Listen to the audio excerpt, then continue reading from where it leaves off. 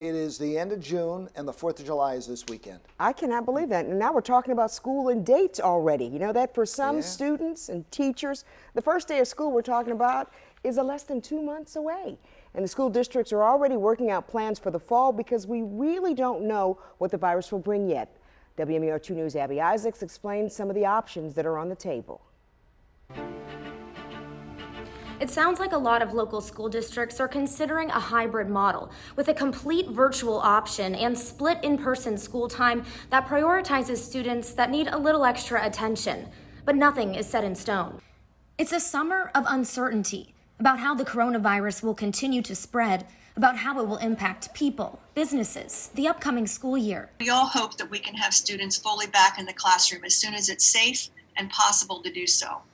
But we are preparing for all eventualities for the upcoming year. In stage 2, school systems are allowed to bring back small groups of students. So the state superintendent of schools and local superintendents are working on plans for all of the options. We know that there may be parents that may not want to send their children back to school in the fall. So we have to have options for online learning and a hybrid system of returning education. State Superintendent Karen Salmon joined the superintendents for Howard County and Baltimore City for a Senate committee hearing on upcoming plans today. Salmon said the Recovery Plan Stakeholder Group, which is made up of representatives from across the state, will be doing scenario planning for 3 different options for returning back to school in the fall. The virus nationwide has disproportionately impacted African American community and other communities of color.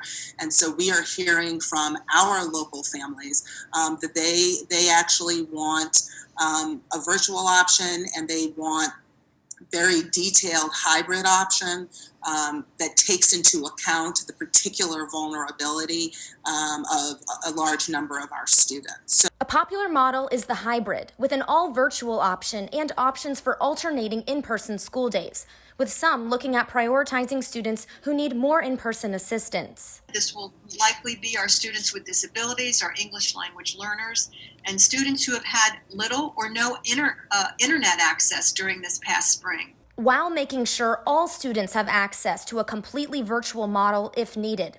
That includes closing the digital divide. I worry that until we are one-to-one for all students, we will continue to experience inequities in access and virtual delivery models. Salmon said a state survey showed school systems still need a total of 342,000 devices. They're using what they learned from the spring to make choices about where to use additional funding from the CARES Act and plan to invest in professional development for online learning and expanding access to broadband, technology, and tutoring. Local school districts are also using family surveys to guide their decision-making as they move through fall planning. For WMAR 2 News, I'm Abby Isaacs.